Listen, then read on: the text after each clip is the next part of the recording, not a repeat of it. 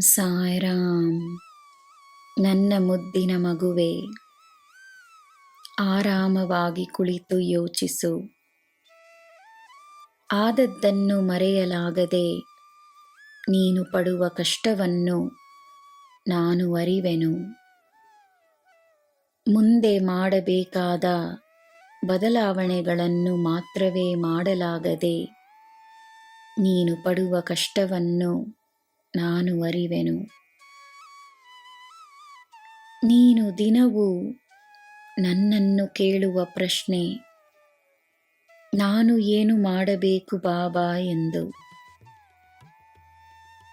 ನನ್ನ ಮಗುವೇ, ನಿನ್ನ ಉತ್ತಮವಾದ ಜೀವನವನ್ನು ನೀನು ಪಡೆಯಲು ಇರುವುದು ಒಂದೇ ರಹಸ್ಯ.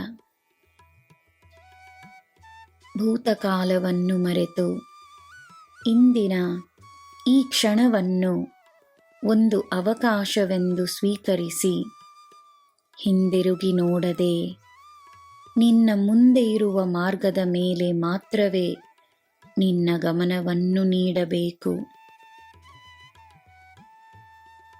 ನಿನ್ನ ಭೂತಕಾಲದಲ್ಲಿ ನಡೆದದ್ದನ್ನು, ನೀನು ಅನುಭವಿಸಿದ ನೋವನ್ನು, ನಿನಗೆ ನೋವನ್ನು ನೀಡಿದ ಜನರನ್ನು, ನಿನಗಾದ ಅನ್ಯಾಯವನ್ನು ಎಲ್ಲವನ್ನೂ ನಾನು ನೆನಪಿನಲ್ಲಿಟ್ಟುಕೊಳ್ಳುತ್ತೇನೆ.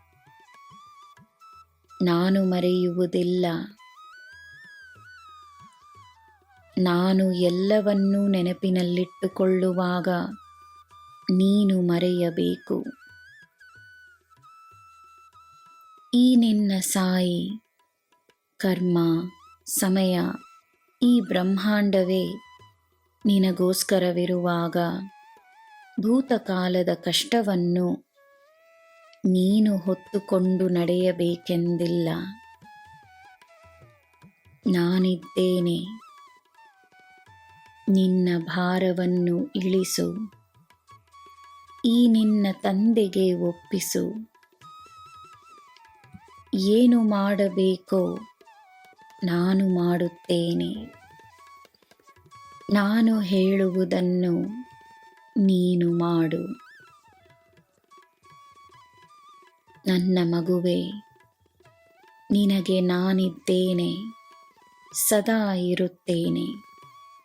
ನಿನಗೆ ಎಲ್ಲ ಶುಭವೇ. ಜೈ ಸಾಯಿರಾಮ್.